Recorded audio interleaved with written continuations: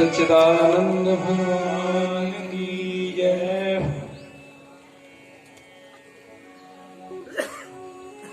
बड़े भाग्य पाए सत्संगा। आज का बड़ा ही शुभ दिन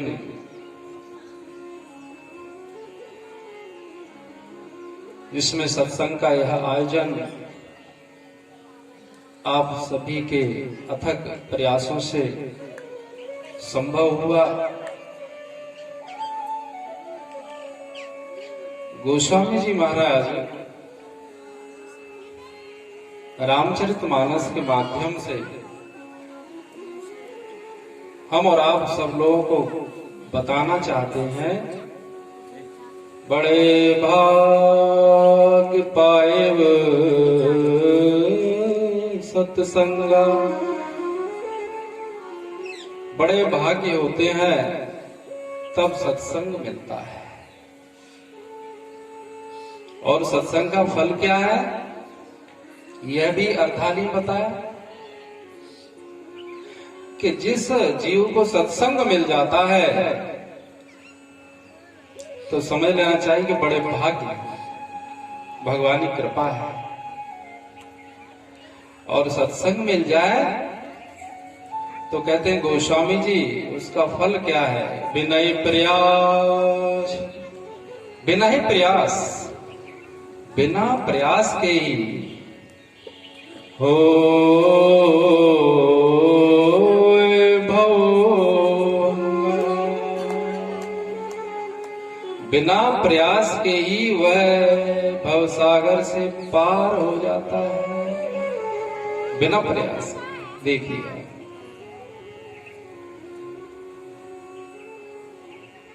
लेकिन कहा कि बड़े भाग्य होते हैं तब सत्संग मिलता है। यहां यह बात स्पष्ट की गोस्वामी जी ने कि भाग्य होता है तब सत्संग मिलता है। हम और आपको लगता है कि अच्छा भाग्य है तो धन मिलता है, अच्छा भाग्य है तो पद मिलता है, अच्छा भाग्य है। नहीं नहीं, बड़े भाग्य पाए सत्संगा। भाग्य का अच्छा होना तो ही माना जाएगा जो सत्संग में मन लग जाए। इसीलिए तो पथिक जी महाराज ने कहा भजनों के माध्यम से, है वही, और उन्होंने भी भाग्यवान, है वही भाग्यवान जो भगवान को चाहे, भगवान को चाहे। भाग्यवान कौन है? जो भगवान को चाहे, जगत को चाहे। यह तो स्वाभाविकता है, जगत को तो सभी चाहते हैं। लेकिन भाग्यवान कौन है? वही भाग्यवान जो भगवान को चाहे, भगवान को चाहे। और आगे कहा विद्वान हो के नित्य। यह भी कहा कि विद्वान किसे कहा? विद्वान हो के नित्य विद्यमान को चाहे, विद्यमान को चाहे। जो नित्य विद्यमान है, जो स्थायी है, जो स्थिर है, जो अचल है, जो अटल है, वह कौन है? वह आपका स्वरूप ही तो है, वह आत्म स्वरूप ही तो है। उसको जो चाहता है वह विद्वान कहा जाता है। इसलिए कहा है वही भाग्यवान जो भगवान को चाहे, भगवान को चाहे। इसलिए गोस्वामी जी ने कहा है कि बड़े भाग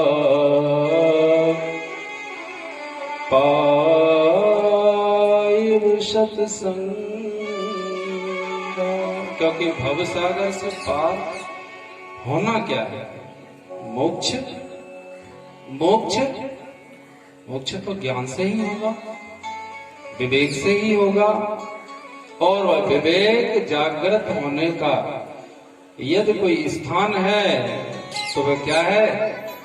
बिन सत्संग विवेक न हो, सत्संग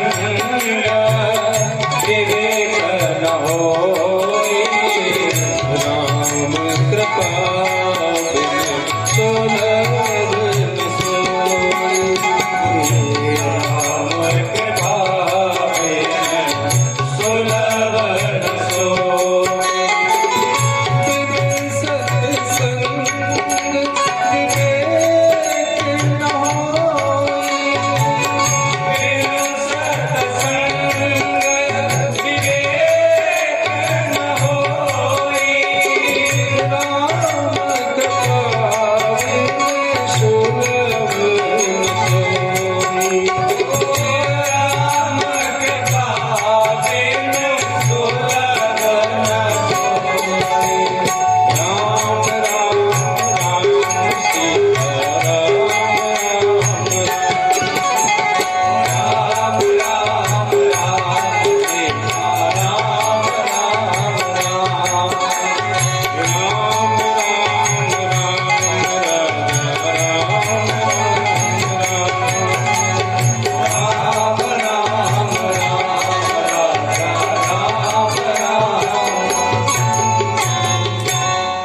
सत्संग के बिना विवेक का जागरण नहीं होता है। जो नित्य सत्संग करता है, जो नित्य सत्संग करता है, भगवान की कथा श्रवण करता है, स्वाध्याय करता है शास्त्र ग्रंथों का, तो फिर एक दिन बुद्धि का स्तर बढ़ जाता है। जो सामान्य बुद्धि है वह बुद्धि जब थोड़ा सा ऊपर उठती है तो उसी का नाम क्या है? विवेक हो जाता है। विवेक का जागरण होते ही सत्य क्या है और असत्य क्या है यह स्पष्ट दिखने लगता है।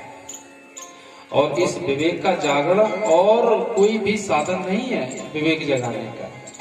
विवेक जगाने का एक ही साधन है और वह है सत्संग, संतों का साथ हो और नित्य का हो। यदि कथा श्रवण करने को मिल जाए तो कथा श्रवण की जाए, भगवान की कथा कहने को मिल जाए तो कही जाए, कहने सुनने को न मिले स्वाध्याय किया जाए, जप किया जाए, तीर्थ जाया जाए, मंदिर जाया जाए, कुछ न कुछ तो ऐसी क्रिया हो जो हमें बुद्धि के स्तर को, हमारे बुद्धि के स्तर को थोड़ा ऊपर कर दे। सामान्य बुद्धि, साधारण बुद्धि इस मिथ्या जगत में ही लगे रहने के कारण अंत में उसे कुछ प्राप्त नहीं होता है। देखो सत्यता कहाँ है? आज सत्यता जगत में, और जगत में जब तक सत्यता रहती है तब तक जितना भी श्रम किया जाता है उस श्रम का जो फल मिलता है वो क्या है? शून्य ही रहता है। क्या मिलेगा? इस मिथ्या जगत में जब तक सत्यता रहती है तब तक क्या है? हम और आप इसमें सम्मोहित होकर के लगे तो रहते हैं, लेकिन परिणाम क्या है? इसी तरह सब जीवन बीता, अंत समय में रह गया रीता। इसी तरह सब जीवन बीता, अंत समय में रह गया रीता। जब चुन लिया खेत चिड़ियों ने, अब का होत भला पछताए।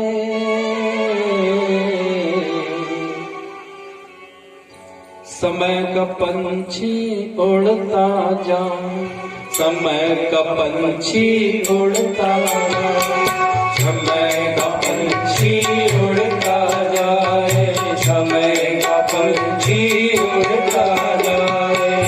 एक श्वेत है एक है काला, एक श्वेत है एक है काला, एक श्वेत एक काला। श्वेत है दिन और काला है रात्रि। एक श्वेत है एक है काला, श्वेत है एक है काला, दो रंग के दो पंख लगाए, समय का पंछी उड़ता जाए, समय का पंछी उड़ता जाए, समय का पंछी उड़ता जाए।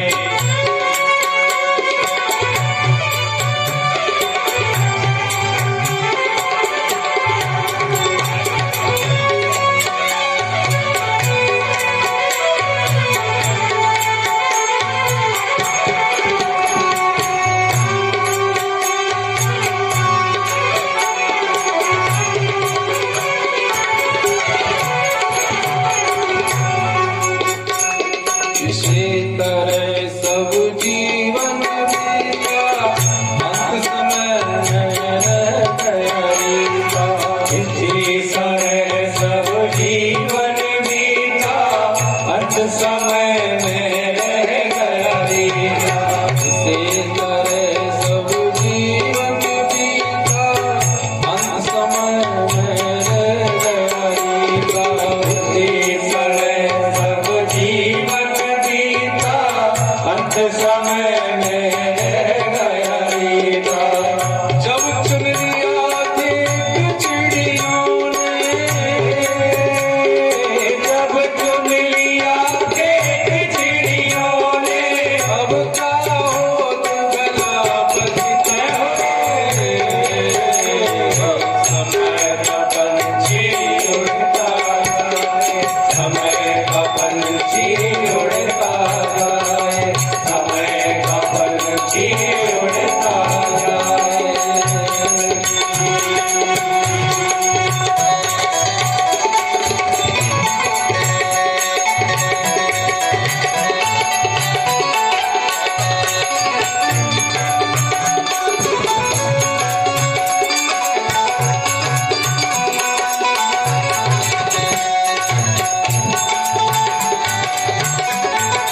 जय हो।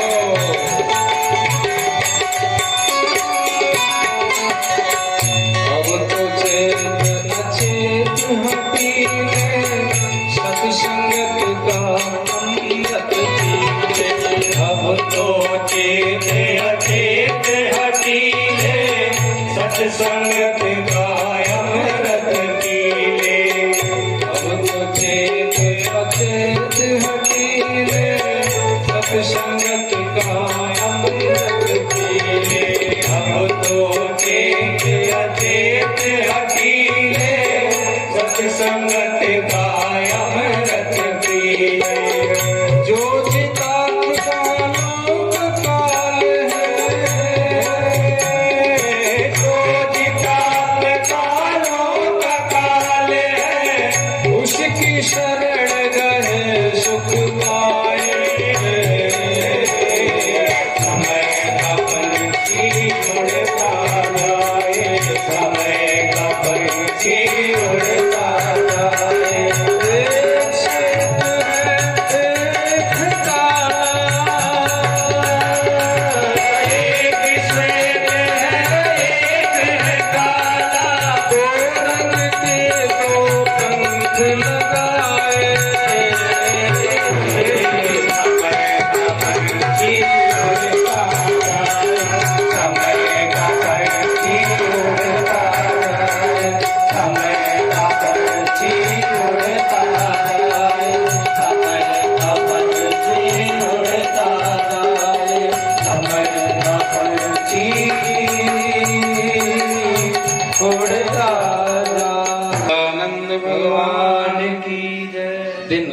दिन रात, दिन रात, दिन रात। यह समय रूपी पंछी है।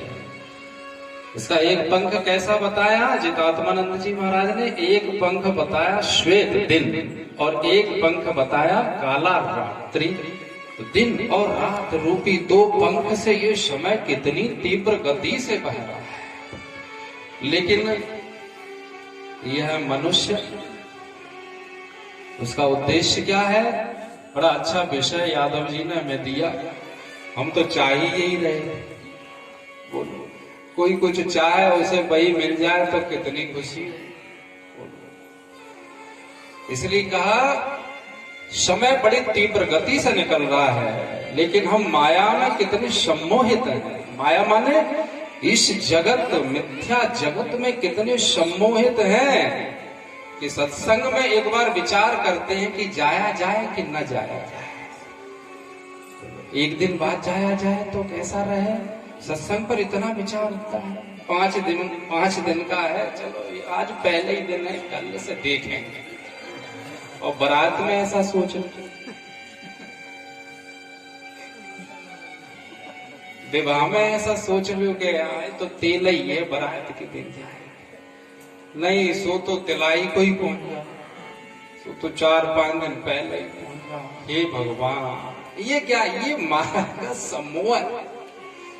ये आपकी गलती नहीं है, ये माया का सम्मोहन है कि संत पहरेदार बन के पुकार रहे हैं, ललकार रहे हैं, दिन रात लगे हैं। लेकिन माया का सम्मोहन इतना गहरा है कि ऐसा लगता है नहीं, जगत में कुछ समय यदि छूट गया तो बहुत बिगड़ जाएगा। सत्संग में तो यह है कि छूट जाए तो कोई बात नहीं, भगवान की कथा छूट जाए, एक दिन रामायण न पढ़ी जाए कोई बात नहीं। लेकिन कुछ लोग ऐसे हैं कि एक भी दिन उनका रामायण न पढ़ पाए तो उनको बेचैनी होने लगती है। इनको कहा है भक्त, जैसे जीवन की चर्या में सुबह जागना, शौचादि क्रिया से निवृत्त होना, भोजन इत्यादि करना, बातचीत करना और सभी अपने व्यापार धंधे करना, यह सब जैसे अपने दिनचर्या में है, उसी प्रकार जिनकी दिनचर्या में सत्संग होता है, सत्संग भी तो हो कि भोजन नहीं छूटे तो सत्संग भी तो न छूटे। और कहा यह है कि भोजन एक दिन छूट जाए तो कोई बात नहीं, सत्संग नहीं छूटना चाहिए, भगवान का नाम नहीं छूटना चाहिए। लेकिन जगत के सम्मोहन के कारण भगवान का नाम लेना, इसलिए गोस्वामी जी कहना पड़ा कि चलो कलयुग केवल हरिगुण गा। अरे भाई ऐसा कर ले, ये मनुष्य के केवल भगवान का नाम बैखरी वाणी से ही ले ले। बैखरी वाणी अर्थात जिह्वा से, मुख से ही कह ले राम राम राम राम, श्री राम सीताराम सीताराम सीताराम सीताराम सीताराम। कितना आराम मिलता है। लेकिन कहो 10-20 मिनट लगातार कहो तो कहते थक गए। लेकिन जगत की बातचीत करने में व्यक्ति नहीं थकता है, लेकिन भगवान का नाम बैखरी वाणी से भी लेने में थकता है। कहता नहीं बराबर नहीं ले सकते, भगवान का नाम बराबर नहीं ले सकते, और जगत की बातचीत तो जन्म जन्मांतरों से करते हैं। ये बैखरी वाणी का बताया कि भगवान का नाम लो, इसका बड़ा भारी प्रभाव है। भगवान के नाम का ये सत्संग में ही तो पता चलता है। सत्संग श्रवण करते, जब संतों का संग करते हैं तभी तो ये ज्ञात होता है कि भगवान के नाम का प्रभाव क्या है। जो भगवान के नाम के आश्रय में रहते हैं वे जानते हैं इसके प्रभाव को, कि भगवान के नाम के आश्रय से मन स्थिर हो जाता है। भगवान के नाम को लेना अर्थात मंत्र जाप। यदि किसी ने एक बार कह दी श्री राम, यह मंत्र महामंत्र का जप हो गया। और मंत्र जाप गोस्वामी जी ने तो कितना सिद्धांत छोड़ा है। मंत्र जाप कहते मम दृढ़ विश्वास, मंत्र जाप मम दृढ़ विश्वास, पंचम भजन सुवेद प्रकाश। ये पांचवी भक्ति, पांचवी प्रकार का भजन बता दिया। मंत्र जाप, मंत्र में इतना ही तो कहना है, श्री राम ये महामंत्र है, राम ये महामंत्र है, लेकिन इसमें बुद्धि स्थिर हो तब। इसलिए मनुष्य जगत के सम्मोहन में इसी को कहा है कि सांसारिक बुद्धि, इसी को कहा है। और नित्य जो सत्संग करता है विवेक जाग जाता है। जिसका विवेक जाग जाता है वह समझता है कि जितना अधिक से अधिक समय यदि ईश्वर के स्मरण में, ईश्वर के स्मरण में बना रहे, ध्यान चित्त मन यदि ईश्वर की तरफ बना रहे तो भजन क्या हो जाएगा। और यदि मन ईश्वर की तरफ नहीं, चित्त ईश्वर की तरफ नहीं, ईश्वर का स्मरण नहीं है, ईश्वर की याद नहीं है, तो केवल देह से कुछ भी करते रहो तो उसे भजन नहीं कहा जाता है। देह इसलिए लगाया जाता है जिससे कि मन लग जाए। एक बार मन लग जाए फिर आपका देह कहीं लगा रहे। यही तो विषय में कहा कि देह नाशी है। देह तो नाशी है भाई, लेकिन इसमें अविनाशी कौन है, इस बात का पता कौन लगाएगा? पशु पक्षी तो नहीं लगा पाए। ये देह नाशवान है, इसका तो हम सबको अनुभव है। ये पहले था तैसा अब नहीं है।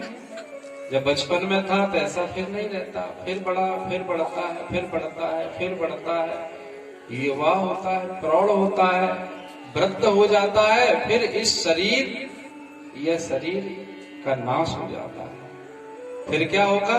फिर से शरीर निर्मित होगा। यह जीवन चक्र है। यह वहीं जहां से चला है वहीं पहुंचेगा, जहां से चला है वहीं। पंचभूतों से